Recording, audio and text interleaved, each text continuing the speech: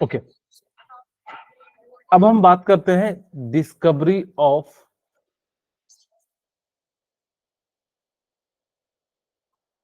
Neutron.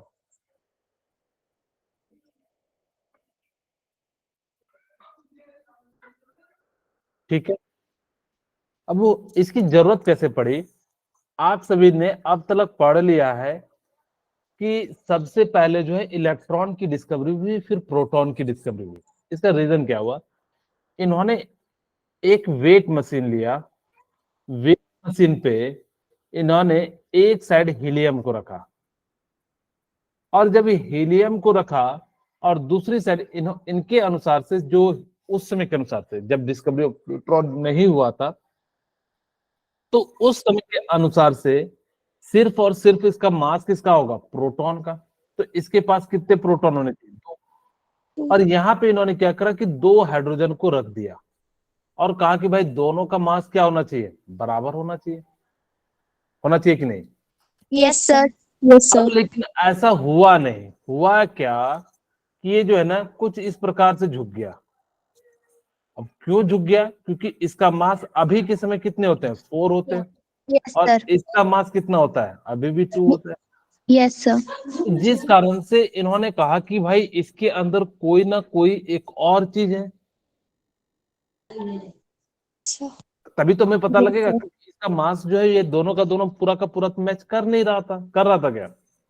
No नहीं। Sir. जिस कारण से ये जब दोनों का दोनों मास मैच नहीं कर रहा था, इस कारण से अब इन लोगों को लगने लगा कि इसके अंदर कोई ना कोई और पार्टिकल है, जिस कारण से इसका मास जो है इक्वल नहीं आ रहा है। ठीक है, तो उसके बाद आज जो है क्या किया गया कि एक सेटअप में बनाता हूं। यहां पे इन्होंने अल्फा पार्टिकल का सोर्स ले लिया। अल्फा पार्टिकल किसे कहते हैं?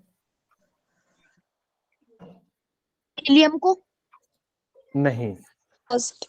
हाँ, हीलियम पॉजिटिव पॉजिटिव यानी कि He++ को alpha particle. Yes sir. Okay, और यहाँ पे हमने क्या ले लिया? एक स्लीट ले लिया। स्लीट किसका लेते हैं? लेड का। अच्छा, ये देख लीजिएगा दोनों बीच में है कि नहीं है। थोड़ा सा बीच में कर देता हूँ, यस सर। नहीं तो बाद में दिक्कत आ जाएगा। पहले हम लोग जो है लाइन को ले लेते हैं, इसके बाद हम लोग जो है ऐसे।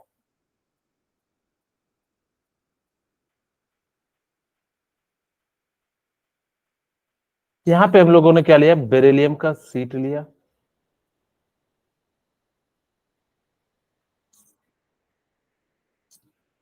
यहाँ पे पैराफिन वैक्स ले लिया।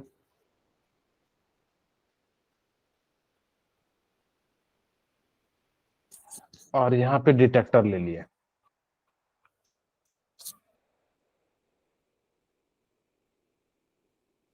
ओहो,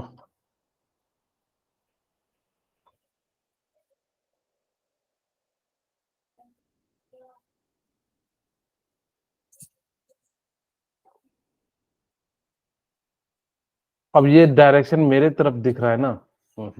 ऐसा नहीं बनना चाहिए। डायरेक्शन इसकी तरफ दिखाता हूँ।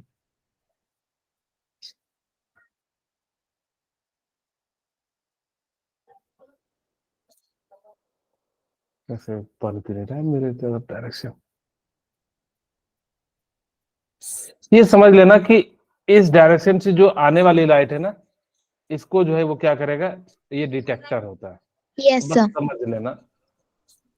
ओके, ये क्या है? बेरिलियम की सीट है।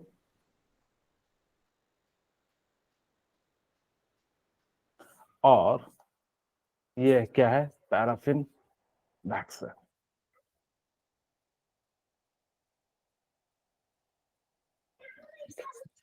ये अल्फा पार्टिकल सोर्स है। ये स्लीट है, और वो भी किसका बना होता है? लेड का। ओके, चलिए अब शुरू करते हैं। हुआ क्या कि यहाँ पे हमने क्या करा? आप लोगों ने पढ़ा होगा ना फिजिक्स में, discovery of neutron. Yes sir, yes sir. Okay, तो वहां पे हुआ यूं कि जब ये अल्फा पार्टिकल, या इसको हम लोग कहते हैं रेडियो एक्टिव एलिमेंट, यहाँ पे हम लोग क्या करते हैं, रेडियो एक्टिव एलिमेंट को पुट करते हैं।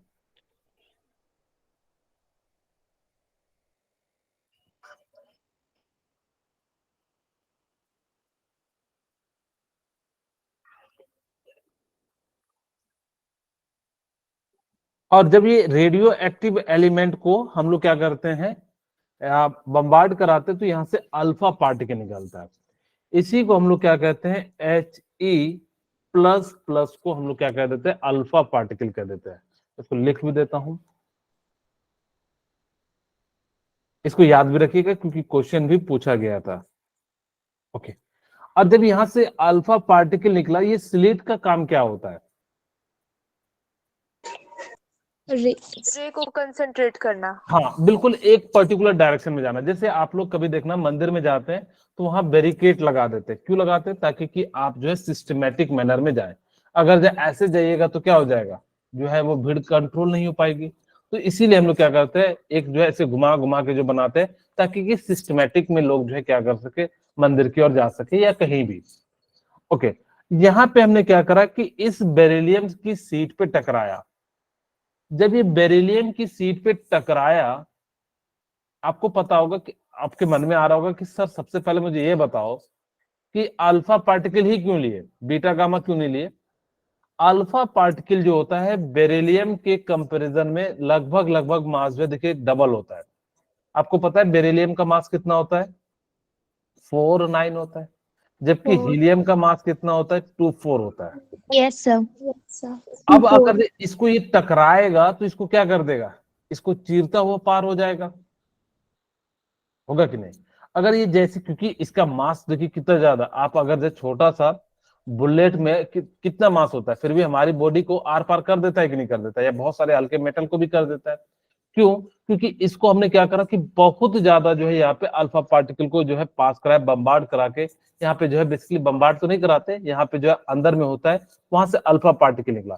अब ये जैसे ही निकला तो यहाँ से क्या करेगा कि बेरिलियम की सीट पे जाके टकराएगा।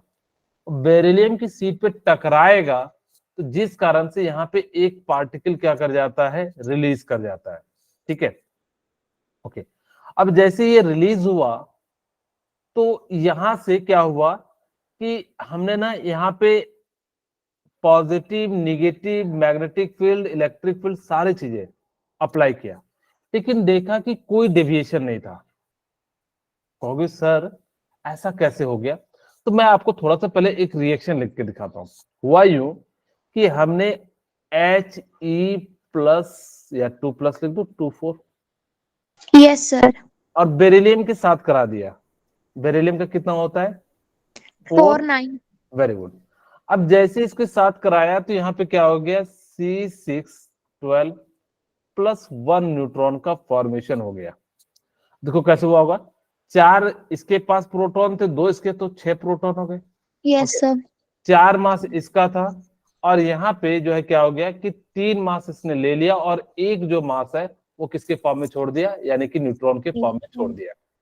तो जिस कारण से यहां से ये तो कार्बन बन गया, और साथ में एक पार्टिकल क्या रिलीज हुआ, यहाँ पे रिलीज हुआ। ओके, अब जब कहोगे सर ये ठीक है, यहाँ पे आपने जो सीट यूज किया, बेरिलियम की जगह दूसरा यूज कर लेते हैं। अगर आप बेरिलियम की जगह बहुत हैवी यूज करते तो टकरा के रिटर्न हो जाता। आप ऐसे समझे कि आपने एक मान लो कि प्लोथिन की दीवार बनाई, और उसमें जो पत्थर फेंकोगे तो पास हो जाएगा कि नहीं होगा। Yes sir. लेकिन मैं कहूं कि अगर जब हमने दीवार पे अगर जब पत्थर मारेंगे तो पास होगा क्या, नो सर। इसका मतलब है जिसका मास कम होगा उसी को हम लोग पेनेट्रेट कर पाएंगे। इसी यस कारण सर। से यहाँ पे जो बेरिलियम यूज किया। अब ये न्यूट्रॉन जो है पैराफिन वैक्स में जाके चिपक गया, और जब ये पैराफिन वैक्स में चिपक गया तो यहाँ पे क्या हुआ कि ये यहीं पे फंस गया कुछ, और कुछ जो है यहाँ से पास होके जो क्या हो गया, इस पे जाके टकरा गया। हमने इसके मोमेंटम को मेजर किया, और इस प्रकार से इनके जो है मास उसको सारी चीजों को हमने जो है मेजर कर लिया। ठीक है, तो इस प्रकार से डिस्कवरी ऑफ क्या हो गया, न्यूट्रॉन हो गया। वैसे डिस्कवरी ऑफ न्यूट्रॉन जो है ना काफी लेट हुआ था, क्योंकि काफी न्यूट्रल पार्टिकल था, तो जिस कारण से ये जो है क्या हो गया, काफी लेट हुआ था। ओके, अब हम बात करते हैं, मैं यहाँ पे बता देता हूँ किसने किसने डिस्कवर किया था। आप सभी को पता होगा, आपको एक छोटी सी ट्रिक याद रख लीजिएगा, द गोपी चलो,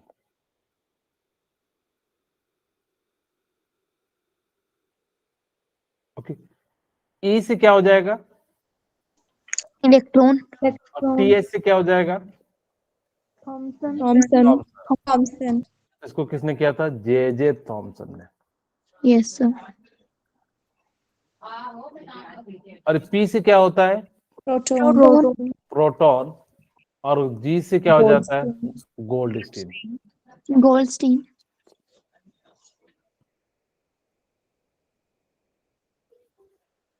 ईगॉन गोल्डस्टीन होता है, तो मैं शॉर्ट में लिख देता हूँ गोल्डस्टीन। क्या किया था? न्यूक्लियस का डिस्कवर किया था।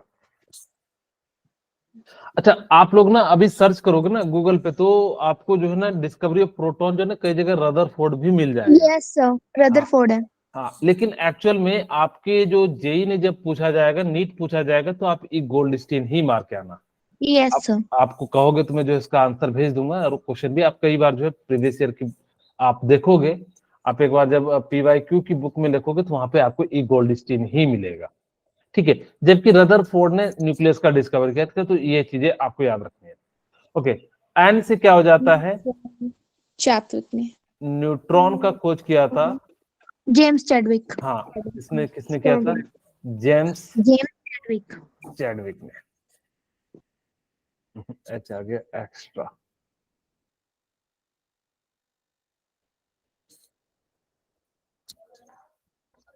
ठीक है, तो इस प्रकार से जो है इन लोगों ने जो है अलग अलग एलिमेंट का खोजा था, तो आप इस प्रकार से जो है इनके नाम याद रख सकते हो।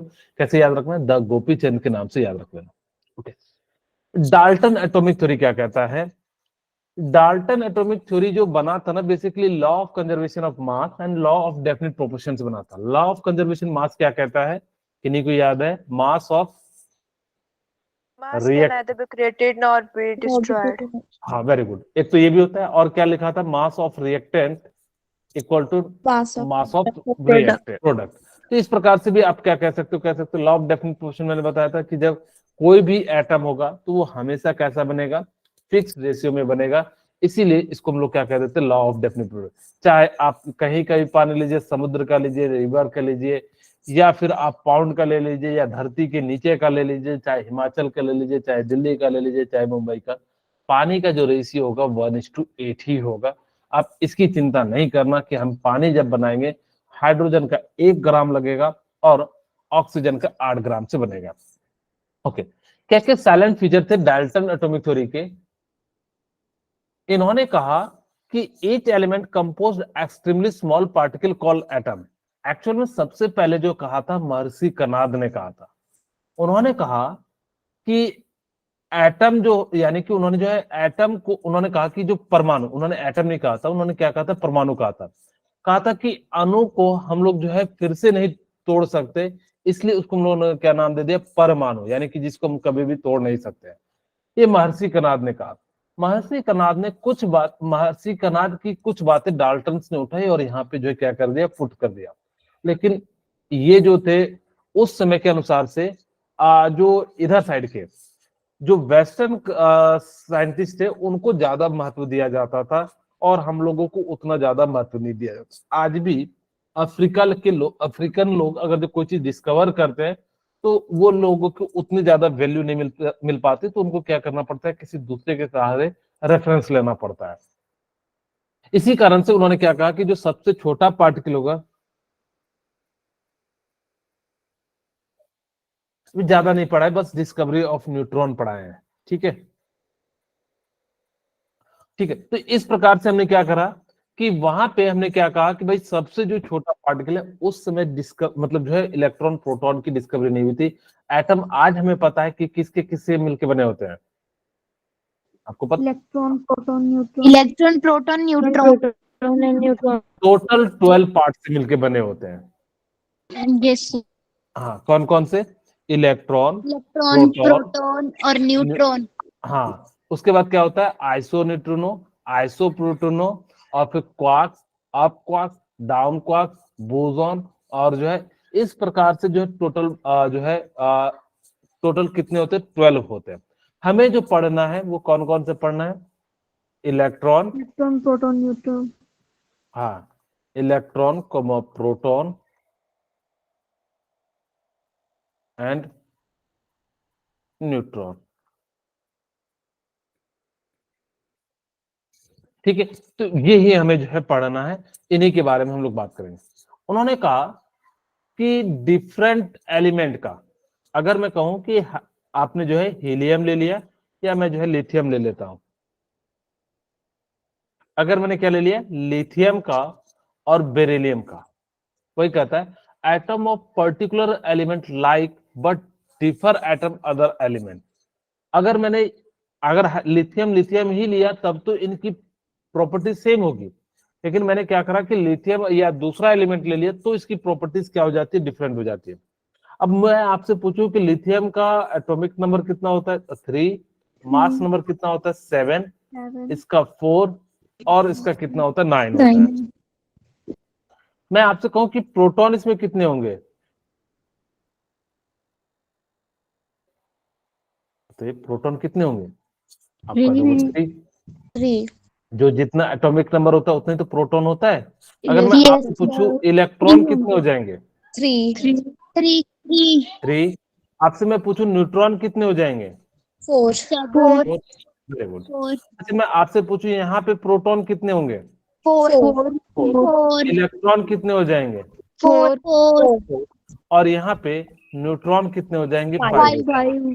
अब देखिए एक एक इलेक्ट्रॉन के एक प्रोटॉन, एक इलेक्ट्रॉन, एक न्यूट्रॉन के बढ़ने से दोनों की प्रॉपर्टी तो चेंज हो जा रही है।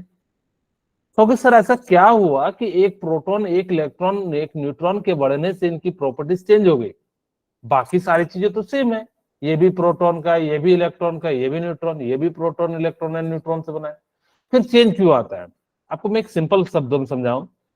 अब देखिए मैंने मान लिया कि 2 बॉयज हैं, ए एंड बी, दोनों किसके बने होंगे, सेल के बने होंगे, दोनों में कार्बन, ऑक्सीजन, नाइट्रोजन यही सब चीजों से मिलकर बने होंगे। Yes sir. तो फिर दोनों में डिफरेंट कहां से आ जाता है? तो बेसिकली क्या होता है, उनके अंदर जो है किस टाइप से, देखो ये अगर किसी पर्टिकुलर चीज का ज्यादा यूज करेगा, जैसे मान लो ये ब्रेन का यूज करता है तो ये डॉक्टर बनेगा, अगर ये क्या करता है, क्रिकेट खेलता है तो ये क्या बन जाएगा, क्रिकेटर बन जाएगा। तो इसीलिए जो जिस काम के लिए जो है वो ज्यादा प्रैक्टिस करता है तो वो आगे चल के जो है उसी के लिए जो है वो ज्यादा परफेक्ट हो जाता है। लेकिन यहाँ पे तो कहोगे सर यहाँ पे तो ऐसा कोई चीज है नहीं कि भाई इलेक्ट्रॉन जो है यहाँ पे जो है लिथियम क्रिकेट खेल रहा हो, यहाँ पे इसके अंदर इलेक्ट्रॉन, प्रोटॉन, न्यूट्रॉन में इस प्रकार की बाइंडिंग होती है, फोर्स लगते हैं, जिस कारण से इनकी प्रॉपर्टीज भी क्या हो जाती है, डिफरेंट हो जाती है। बोलिए क्या समझ में आ गया? Yes sir. Okay, atom of each element is an ultimate particle. वो कहता है कि जो भी एलिमेंट है ना उसके जैसा दूसरा नहीं मिलेगा। जैसे हम लोग कहते हैं ना कि अगर जब मैं बात करूं अपने जैसा कोई भी एक ह्यूमन है तो उसके जैसा कोई दूसरा ह्यूमन नहीं मिलेगा। क्यों? क्योंकि वो बिल्कुल डिफरेंट होता है। सोचिए कि मतलब किस तरह की संरचना है। जनरली कुछ होते हैं डुप्लीकेट आ जाते हैं, जैसे आप लोगों ने देखा होगा बहुत ही फेमस चिंकी मिंकी को, सर तो जो है मैंने जो है चिंकी मिंकी को नहीं देखे हैं? सर यस सर देखा है। सर जो गुड़बा बहन है वो, क्या बोले?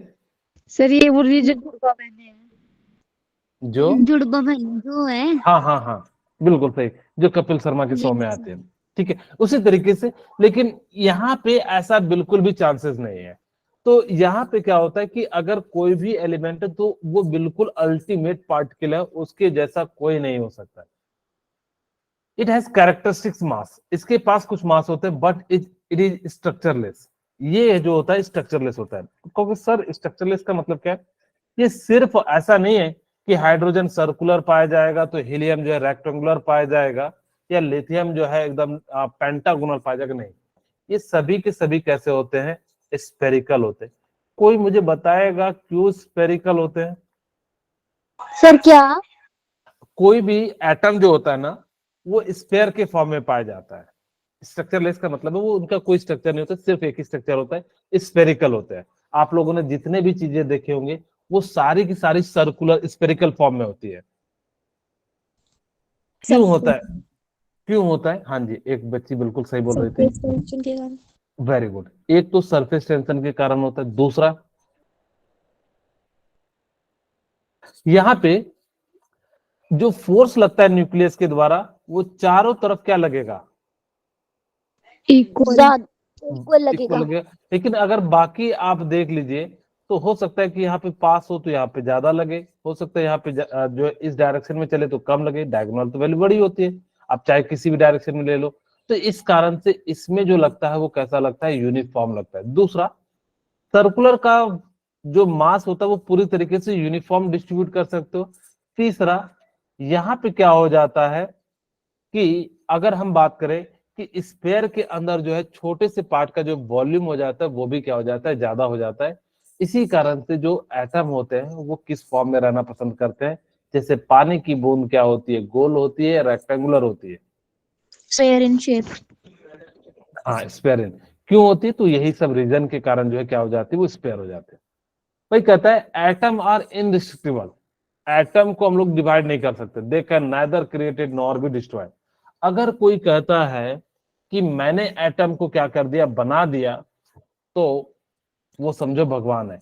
एक बच्चा बोला सर अभी तो आपने बताया कि सर हमने जो है डिस्कवरी ऑफ न्यूट्रॉन में हमने कार्बन को तो बना लिया। आपने एटम को बनाया, हमने यहाँ पे कहा है कि इलेक्ट्रॉन प्रोटॉन को हम नहीं बना सकते। हमने क्या करा कि एक का इलेक्ट्रॉन दूसरे में दे दिया, एक का प्रोटॉन दूसरे में दे दिया, या न्यूट्रॉन को। हमने इलेक्ट्रॉन प्रोटॉन न्यूट्रॉन नहीं बनाया। अगर जो बना लेता है तो समझो गॉड है, वो कुछ भी बना सकता है। तब उसके सामने जो है अगर जो कहो कि सर वो कुछ भी बना सकता है, यानी कि एक तरह से भगवान हो जाएगा। क्योंकि जो फंडामेंटल चीज को ही बना लेगा वो तो फिर किसी भी चीज को बना लेगा। बनाएगा कि नहीं बनाएगा? Yes sir. यस तो सर। इसीलिए हम लोग क्या कहते हैं कि उसको हम लोग क्या कह देंगे। लेकिन ऐसा अभी तक पॉसिबल नहीं हुआ है। आगे देखते हैं क्या होता है, नहीं होता है, क्या सच में पॉसिबल होगा या नहीं होगा। ये सारी चीजें जो है देखने वाली बात है। कोई कहता है atom of different element take parts in chemical reaction to form molecules. Different different element जो होते हैं वो डिफरेंट डिफरेंट रिएक्शन में जाते हैं और वहां पे वो जो है क्या करते हैं? मॉलिक्यूल्स एंड जो है कंपाउंड का फॉर्मेशन कर देते हैं। ओके, हमें जो एटॉमिक मॉडल में पढ़ना है वो थॉमसन मॉडल पढ़ना है, रदरफोर्ड मॉडल पढ़ना है, बोर्स मॉडल पढ़ना है एंड वेव मैकेनिज्म मॉडल पढ़ना है। थॉमसन मॉडल को वाटर मेलन मेथड भी कहते हैं, या प्लम प्लोडिंग मॉडल भी कहते हैं, या रेजिन मॉडल भी कहा जाता है। तो हम शुरू करते हैं पहला मॉडल जिसका नाम है थॉमसन मॉडल। अच्छा, ये जो है ना सबसे पहला मॉडल था जब इलेक्ट्रॉन, जिस समय ये थॉमसन मॉडल डिस्कवर हो रहा था तो उसमें सिर्फ और सिर्फ क्या थे हमारे पास? इलेक्ट्रॉन एंड प्रोटॉन थे। प्रोटॉन। हाँ, उस समय जो है न्यूट्रॉन की डिस्कवरी नहीं हुई थी, इसीलिए थॉमसन के मॉडल में सिर्फ आपको क्या दिखेगा? इलेक्ट्रॉन एंड प्रोटॉन दिखेगा। ठीक है, आपको न्यूट्रॉन देखिए, आप लोगों ने देखा होगा, तो अगर कभी भी नोटिस कीजिएगा तो आपको इस मॉडल में न्यूट्रॉन की बात नहीं करते क्योंकि उसमें डिस्कवर नहीं हुआ था जब जे थॉमसन मॉडल आया था। ओके, जे थॉमसन जब मॉडल बना रहे थे तो उनके पास तीन पॉसिबिलिटी थी कि वो किस प्रकार से कह सकते थे। एक था कि मान लीजिए ये न्यूक्लियस है, तो न्यूक्लियस में सारा का सारा पॉजिटिव हो और यहाँ पे क्या हो? निगेटिव हो। दूसरा था कि उन्होंने क्या करा कि मिक्स हो सकता है कि positive negative positive negative positive negative हो। ठीक है, तीसरा था इसके पास कि अंदर में क्या हो? नेगेटिव हो, यस और सर। बाहर में क्या है था? पॉजिटिव। पॉजिटिव था।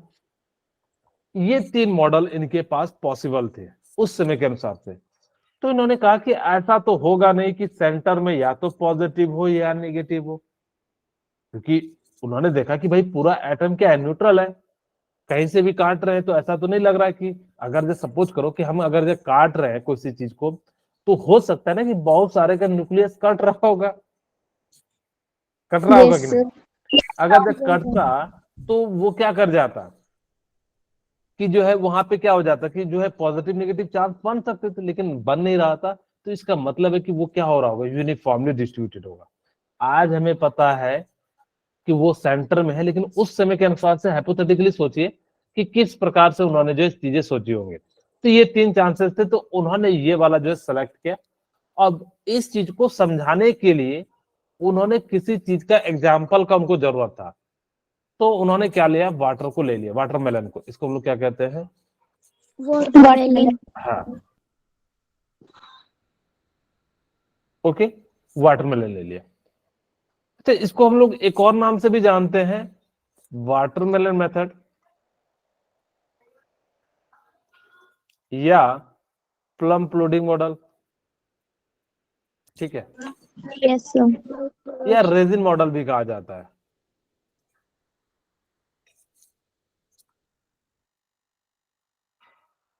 अब चाहे जिस नाम से जान लीजिए, ठीक है, क्योंकि Yes, आप sir. 11th में है नहीं, तो आपसे पूछा नहीं जाएगा राइट द प्लम प्लोडिंग मॉडल या रेजिन मॉडल। अब कई बार जो है वो 11th में पूछा जाता है, तो उनको याद रखना ज्यादा जरूरी है। ओके, अब हम बात करते हैं, इन्होंने क्या कहा थॉमसन ने, कि जो रेड पार्ट है, रेड पार्ट, ये जो पहले हम लोग बात करते हैं, ये जो ब्लैक कलर है, इसको हम लोग क्या कहते हैं, Electron. हाँ, Seed. सीड। Seed. और सीड को इन्होंने क्या मान लिया, इलेक्ट्रॉन। हाँ, Proton. ये इलेक्ट्रॉन है, और ब्रैकेट में मैं लिख देता हूं सीड। इसको हम लोग, सीड को हमने क्या मान लिया है, इलेक्ट्रॉन। और ये जो रेड वाला पार्ट है, ये रेड वाला, ये है पल्प। हम तरबूज का पल्प ही तो खाते हैं। Yes sir. Yes. हाँ, ये जो पल्प है, ये रेड पार्ट ऑफ वाटरमेलन, मैं नीचे लिख देता हूं, रेड पार्ट ऑफ वाटरमेलन।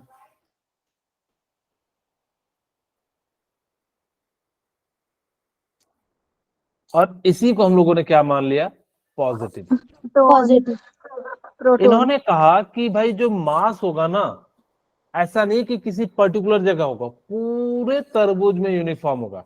ऐसा नहीं है कि तरबूज के एक पार्ट में मास होगा, बाकी पार्ट में नहीं होगा। ऐसा कभी होता है क्या? आप लोग तरबूज No, खरीद, sir. हाँ, तरबूज खरीदने गए और उसके जो है आधे वाले में जो है मास है और आधा वाला जो है खाली नहीं। तो इसी कारण से उन्होंने कहा कि मास जो होगा पूरा यूनिफॉर्मली होगा। लेकिन उन्होंने एक बात कही कि जो इसका इलेक्ट्रॉन होगा ना, वो नॉन यूनिफॉर्मली डिस्ट्रीब्यूटेड होगा। आप लोगों ने तरबूज खाया होगा तो बीच में देखिएगा सीड ज्यादा होते हैं, होता है कि नहीं? अगर जब बीच में सीड्स ज्यादा होंगे, जिस कारण से उन्होंने क्या कहा कि ये जो है पूरा का पूरा जो है लेस यूनिफॉर्मली होता है, पूरा पूरा यूनिफॉर्मली नहीं होता है। वही कहता है थॉमसन वाज द फर्स्ट। अच्छा, ये पहले ऐसे थे जिन्होंने सोचा था कि किस प्रकार से इलेक्ट्रॉन प्रोटॉन जो है अरेंज होगा। इससे पहले अभी तक किसी ने नहीं सोचा। वो अलग बात है कि इनकी बातें गलत निकली, लेकिन सोचो कि इन्होंने ही नींव डाली थी।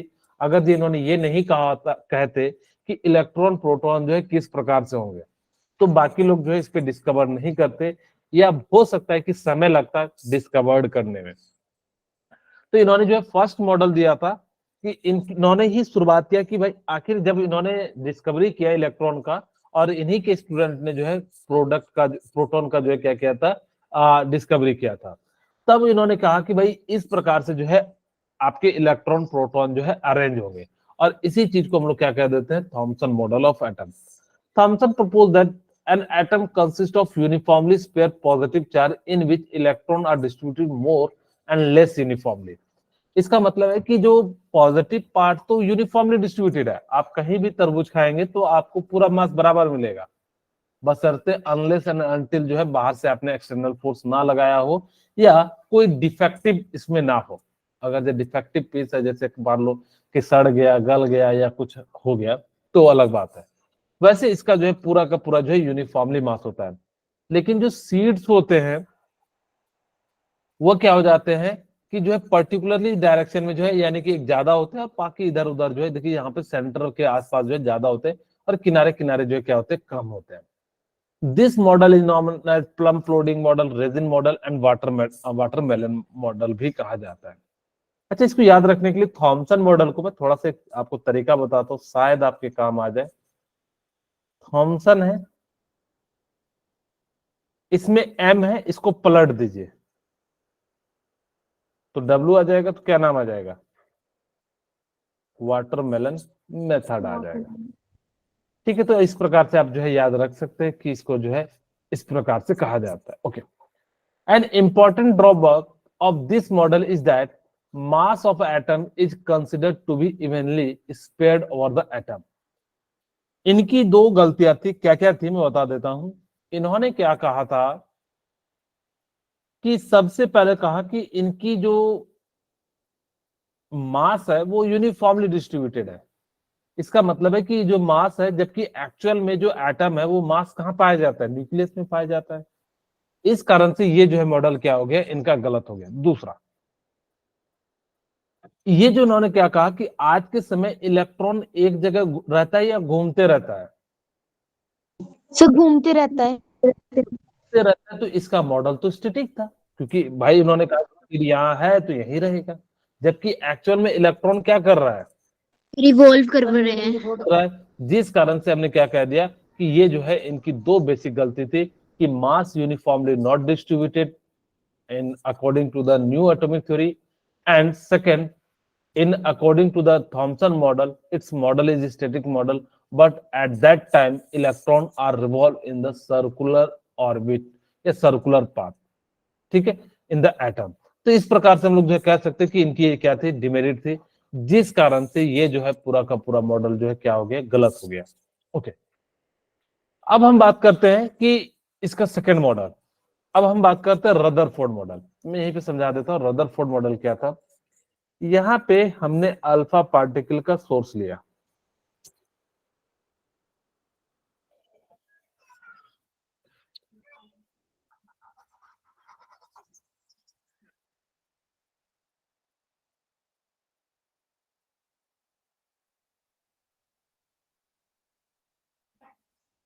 ठीक है, और यहाँ पे हमने स्लिट ले लिया,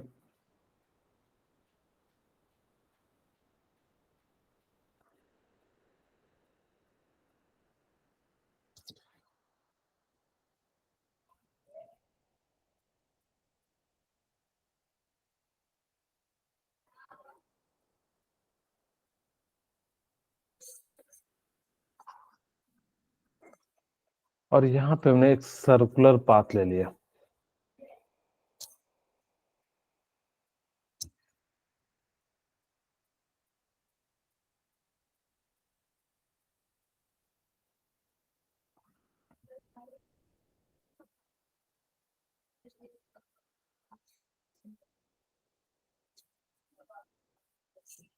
अब बीच में हमने क्या रखा, गोल्ड फॉइल रखा।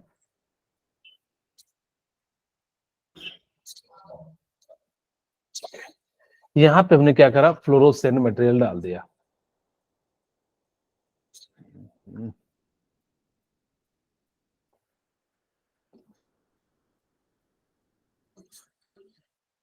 ये है अल्फा सोर्स पार्टिकल,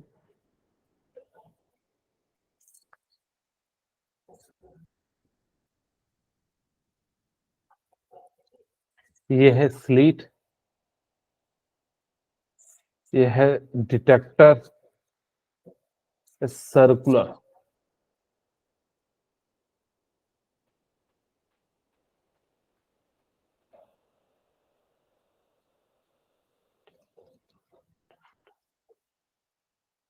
और ये है फ्लोरोसेंट मटेरियल ZnS, जिसको हम लोग कहते हैं जिंक सल्फाइड।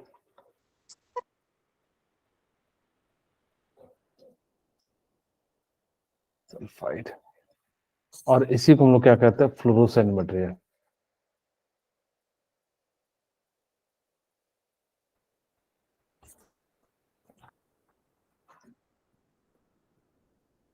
ठीक है, ओके, अब हम शुरू करते हैं। ये गोल्ड फाइल है,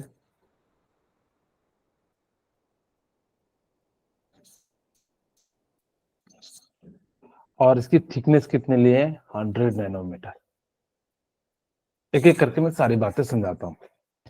सबसे पहले हमने यहां से क्या करा कि अल्फा पार्टिकल का जो है कोई भी एक सोर्स ले लिया, यानी कि जिससे यहाँ पे हम लोग क्या करते हैं, कोई रेडियो एक्टिव एलिमेंट लेते हैं और इसके थ्रू जो हम लोग क्या करते हैं, अल्फा सोर्स पार्टिकल निकालते हैं। मैं आपसे पूछूं कि अल्फा सोर्स पार्टिकल इसमें से कौन सा सही है, बताइए कौन सा सही है? Question He positive. Alpha particle इसमें से कौन सा He सही? positive. अच्छा एक और दे देते हैं, नन ऑफ दिस, तीन ही था। सर इसमें None जो of राइट these. आंसर क्या हो जाएगा? None none of of this. मैंने बताया था कि He प्लस प्लस को हम लोग क्या कह देते हैं, डबल पॉजिटिव। तो जो है वो क्या है, अल्फा पार्टिकल है। तो यहाँ से He2 प्लस लिख देता हूँ, इसको हम लोग क्या कह देते हैं, अल्फा पार्टिकल। ओके, अब अल्फा पार्टिकल को हमने क्या करा, स्लिट से पास कराया, ये गया और जाके गोल्ड फॉइल पे टकरा गया। ये बिल्कुल सेंटर पे होना चाहिए मेरा, जो है थोड़ा सा गोल्ड फॉइल को हम ऊपर कर देते हैं ताकि कि देखने में अच्छा लगे।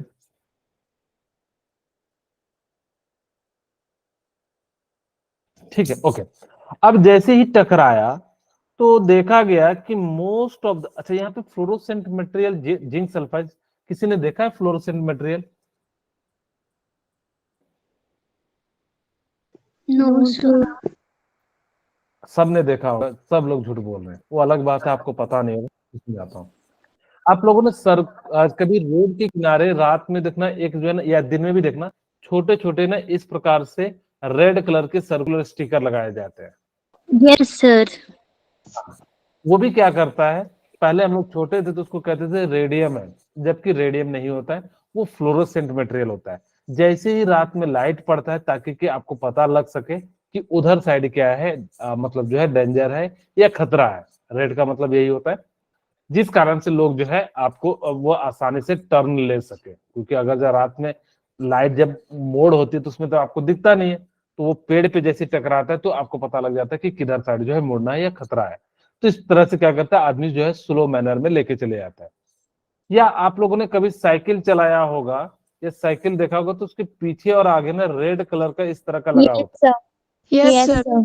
तो इसलिए लगाया जाता है ताकि कि क्या हो सके कि जब आप रात में जाओ तो आपका जो पीछे से और आगे दोनों लगाया जाता है, वो जैसे टकराएगा तो वहां से क्या हो सके, आपको दिखाई दे जाए कि हाँ भाई कोई साइकिल पे जा रहा है, जिससे क्या हो सकता है कि वो जो है आपको बिना धक्का मारे ही चले जाए। अगर जो नहीं रहेगा तो क्या कर जाता है, कई बार जो है उसको पता नहीं लग पाता है, और वो क्या कर जाता है, धक्का देके चले जाता है। इसलिए जो है क्या किया जाता है, इस प्रकार से लगाया जाता है। तीसरा, आप लोगों ने देखा होगा कि बिलासपुर 50 किलोमीटर 100 किलोमीटर ऐसा कहीं लिखा होगा, यस सर। चंडीगढ़ Yes, इतना sir. किलोमीटर, दिल्ली इतना किलोमीटर। आप अगर जो कभी रोड पे जाते हो हाईवे पे, तो इस तरह से, क्या उसके अंदर कभी लाइट देखे हो, एकदम जैसे लाइट पड़ता है तो पूरा क्लीन दिखता है? Yes, sir. क्यों दिखता है? क्योंकि सर वो कैसे होते हैं, फ्लोरोसेंट मटेरियल का बने होते हैं। खैर, अब ये समझ में आ गया कि जैसे इस पे लाइट पड़ेगा तो ये क्या कर जाएगा, ग्लो कर जाएगा। लेकिन देखा गया कि सम एंगल पे कुछ डिविएट कर रहे थे और कुछ लार्ज एंगल पे। ठीक है, ओके, मैं इसको कंटिन्यू कर देता हूं। आप ऐसा नहीं सोचना कि सर एक लाइट इतनी बार कैसे हो गया, यहाँ पे बहुत सारे लाइट होते हैं, बीम ऑफ लाइट होता है। अगर आप कभी जलाते हो तो अगर जो आप आप कभी, मैं एक एग्जांपल के रूप में, अगर जो आप लेजर को जलाते हो उसमें लाखों रेज जो है मिलके बनी होती है। तो इस कारण से ऐसा नहीं समझना कि सर एक रेज जो यहाँ पे गोल्ड फॉइल से टकराने पे जो वही होगी, नहीं। अब आपके मन में आएगा कि सर हमने गोल्ड फॉइल क्यों लिया, तो अब सिंपल सा रीजन है कि अगर यहाँ पे लाइट एलिमेंट लेते, दो रीजन है। पहला रीजन है कि इसकी मेलेबिलिटी बहुत ज्यादा होती है। मेलेबिलिटी का मतलब क्या होता है, इसको बहुत ज्यादा थिन शीट में आप कन्वर्ट कर सकते हो। दूसरा कि इसका मास जो होता है ना बहुत ज्यादा हैवी होता है। अगर जब हैवी होगा तो इसे टकरा के, इसको ऐसा, जैसे मैं समझाने के लिए, अगर सपोज करो कि मैं क्या करता हूं कि बुलेट को चलाता हूं, अगर मैंने क्या करा कि जो हवा में चलाऊंगा तो पास हो जाएगा, लेकिन अगर मैंने मोटे से पार्ट को अगर जो लगा दिया तो उसे टकरा के क्या हो जाएगा, वापस हो जाएगा या वही गिर जाएगा। Similarly Yes, sir. इसीलिए हमने क्या करा कि यहाँ पे जो है गोल्ड फॉइल लिया, जिसका मास जो होता था वो बहुत ज्यादा था। जिस कारण से ये अल्फा पार्टिकल इसका कुछ भी बिगाड़ ना पाए। ऐसा रहता तो ये फोड़ता हुआ क्या कर जाता, बाहर निकल जाता। ठीक है, जिस कारण से हमने क्या करा कि यहाँ पे आपको समझाने के लिए मैंने एक न्यूक्लियस ले लिया। ये न्यूक्लियस है और ये एटम है। अब जब यहां से हमने पास कराया, इससे देखा कि ये जो है ना सीधे सीधे पास हो गया, यहां से भी क्या हो गया, सीधे सीधे पास हो गया। अगर जब सीधे सीधे पास हो गया तो हमने देखा कि इसका मतलब क्या हुआ कि यहाँ पे वैकेंट होगा तभी तो पास हो रहा होगा। Yes sir. ओके, अब हमने देखा कि जैसे ही हमने यहां से पास कराया तो ये इस डायरेक्शन में चले गया, और यहां से हमने पास कराया तो इस डायरेक्शन में चले गया। एक बच्चा मुझसे पूछा कि सर मुझे ये बताओ कि ये नीचे की ओर क्यों नहीं गया। अरे भाई सीधा सीधा, चलो समझने के लिए ठीक है, कोई क्या मतलब ऐसा क्यों नहीं गया, सॉरी ऐसा क्यों नहीं गया। मैं फिर से अच्छे से बना देता हूं,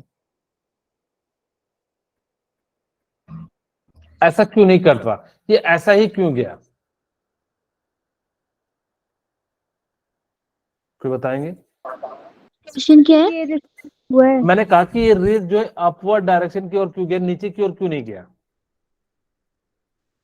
सर क्योंकि ये रिफ्लेक्ट हुई है। तो रिफ्लेक्ट ऐसे भी तो हो क्योंकि सकती है, अल्फा पार्टिकल भी तो आपस में रिपेल करेंगे।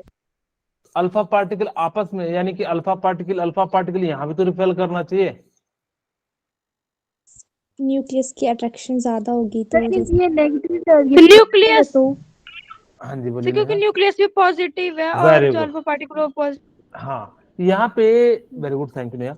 जो न्यूक्लियस है, अल्फा पार्टिकल जो होता है वो He++ होता है। न्यूक्लियस पे भी चार्ज कैसा होता है, पॉजिटिव होता है, जिस कारण से ये क्या करेगा, यहां से आएगा और ये क्या कर जाएगा, इसको रिपेल करेगा। क्योंकि आपको पता है कि opposite charge attract to each other and same charge repel to each other, जिस कारण से यहाँ पे क्या हो जाएगा, टकराएगा, इस डायरेक्शन में जाएगा ना कि इस डायरेक्शन। ओके, अब यहां से मैं आपको एक थोड़ी सी जो है, यहाँ पे मान लो कि मेरे पास रुई की गठरी है। रुई की गठरी का मतलब है पूरा रुई है और छोटा सा मैंने जो है लोहे का मोटा सा बॉल रख दिया, बहुत बड़ा गठरी है, और इस प्रकार से मैं जब गोली पास कराऊंगा तो मैक्सिमम गोली क्या हो जाएगी, एंटर हो जाएगी उनके पास अंदर। हो जाएगी एकदम बिल्कुल। लेकिन अगर कुछ ऊपर से टकराएगी तो इधर जाएगी, कुछ इधर से टकराएगी तो इधर जाएगी, और सेंटर पे टकराएगी तो क्या हो जाएगी, रिटर्न हो जाएगी। Yes sir. तो 20,000 में से एक अल्फा पार्टिकल क्या हो जाता है, रिटर्न बैक हो जाता है। कितने में से, 20,000 में से एक अल्फा पार्टिकल। सोचिए कितना कम रिटर्न हो रहा है। तो जिस कारण से 20,000 में से एक अल्फा पार्टिकल क्या हो जा रहा है आपका, यानी कि जो है रिटर्न बैक हो जा रहा है। इसीलिए हमने क्या कहा कि अब यहां से कंक्लूजन क्या क्या निकला, ध्यान सुना। इसका मतलब है कि मोस्ट ऑफ द पार्ट क्या है, वैकेंट है, तभी तो सीधे सीधे पास हो रही होगी। और हाँ, कुछ पार्ट पे जो है, यानी कि कुछ ही जगह से क्या हो रहा है कि यहाँ पे देखा कि रिफ्लेक्ट हो रहा है या डेविएट हो रहा है। इसका मतलब छोटे से पार्ट में क्या होगा, मास होगा। और इसी चीज को हमने क्या नाम दे दिया, न्यूक्लियस दे दिया। ठीक है, ओके। अब यहां से समझ में आ गया कि सर इसके पास छोटा सा मास था, जिस कारण से ये पार्टिकल यहां से टकराया और यहाँ पे क्या हो जाता है कि बैक हो जाता है। तो इसीलिए हमने इसका नाम क्या दे दिया, न्यूक्लियस का नाम दे दिया। ठीक है, ओके। अब इसीलिए इसको जो हमने क्या नाम दे दिया, इसको जो हमने क्या कह दिया, न्यूक्लियस का नाम दे दिया। और जैसे ही यहाँ पे हमने जो पहुंचा तो इस प्रकार से जो है क्या हो गया, इसको हमने क्या नाम दे दिया, न्यूक्लियस।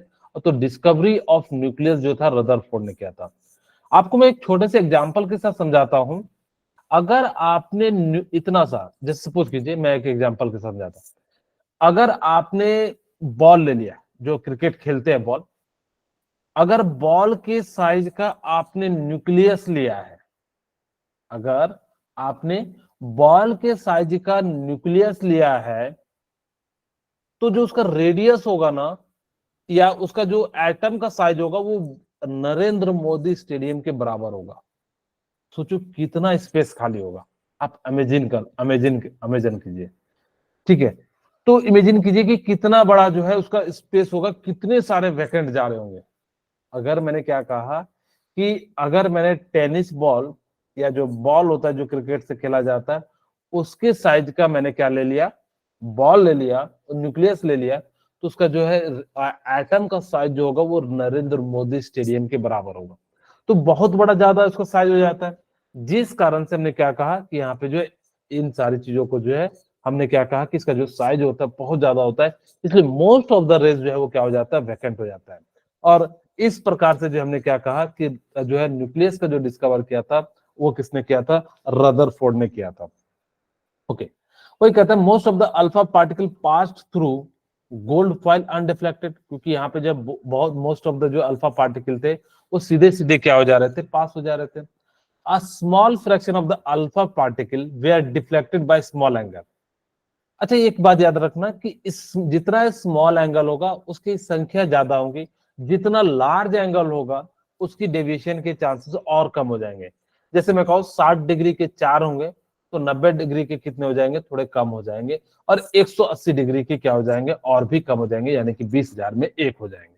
ठीक है, तो यहां से कंक्लूजन क्या क्या निकला, उन्होंने कहा कि since most of the alpha particle went straight through the metal foil and deflected, it means there must be very large empty space within the atom. जिस कारण से हमने क्या कहा कि बहुत ज्यादा जो है इसके अंदर क्या होगा, लार्ज अमाउंट में जो स्पेस होगा। Since few of the alpha particle were deflected from their original path through moderate angle, जो छोटे एंगल में होंगे तो उनकी थोड़ी संख्या ज्यादा होती है, और जितना लार्ज एंगल होगा उनकी संख्या क्या हो जाती है, उतनी कम हो जाती है।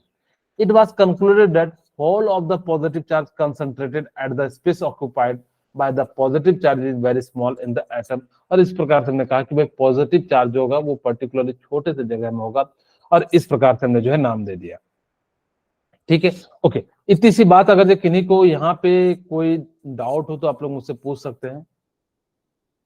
No sir. अच्छा, मैं यहाँ पे बताऊं, रेडियस ऑफ एटम जो होता है वो कितना होता है, फॉर्मूला भी बताएंगे अगली क्लास में, चिंता मत कीजिए। रेडियस ऑफ एटम कितना हो जाता है, 10 टू द पावर -10 मीटर और 1 एंगस्ट्रॉम। ठीक है, रेडियस ऑफ न्यूक्लियस क्या हो जाता है, 10 टू द पावर -15 मीटर। ठीक है, अच्छा, मैं एक क्वेश्चन के माध्यम से फिर आपको ये वाला फॉर्मूला समझाता हूं। क्वेश्चन है, what is the ratio, what is the ratio of atom and nucleus. ठीक है, आपसे पूछ रहा है कि क्या रेडियस रेशियो एंड जो है इसका न्यूक्लियस का होगा, तो आप सिंपली क्या कहिएगा, तो कोई बताएंगे, इसका ऑप्शन दे देता हूं। A 10 to the power -10 metre, B 10 to the power -15 metre, C क्या दे दे 10 to the power -5 centimetre, and D एक और कोई ऑप्शन दे देते हैं 10 टू द पावर 5 मीटर। मुझे बताइए कि कौन सा इसका राइट आंसर है। सर ये ओके, कैसे निकाला, कोई मुझे बताएंगे।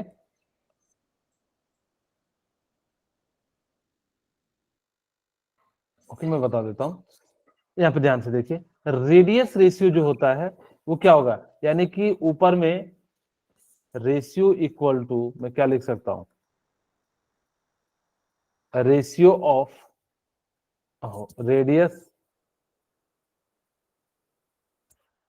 Radius of atom, radius of atom divided by क्या हो जाएगा, radius of nucleus of nucleus. Okay, उसके बाद अगर जो radius of atom divided by radius of nucleus हो जाएगा, तो रेडियस ऑफ एटम अभी मैंने बताया कितना साइज होता है, 10 टू द पावर -10 मीटर। और रेडियस ऑफ न्यूक्लियस कितना हो जाता है? 10 to the power minus 10 to the power minus 15। Okay, अब यहाँ से मीटर मीटर कट जाएगा, 10 टू द पावर ऊपर जाएगा तो क्या हो जाएगा? प्लस हो जाएगा। Yes, sir. Minus into minus 10 to the power 15, तो यहाँ से कितना हो जाएगा? 10 to the power minus 10 plus 15, और इसकी वैल्यू कितनी आ जाएगी? 10 to the power 10 5। to the power 5 इसका D राइट आंसर option। क्या हो जाएगा? डी हो जाएगा। ओके, हम वापस से चलते हैं अपने इस फॉर्मूले पे। इस फॉर्मूले को याद रखिएगा, अगर आपको किसी भी एटम का न्यूक्लियस का रेडियस निकालना है, ठीक है, तो आपके पास फॉर्मूला है R naught A to the power 1/3, जहां आर क्या है? Radius of nucleus.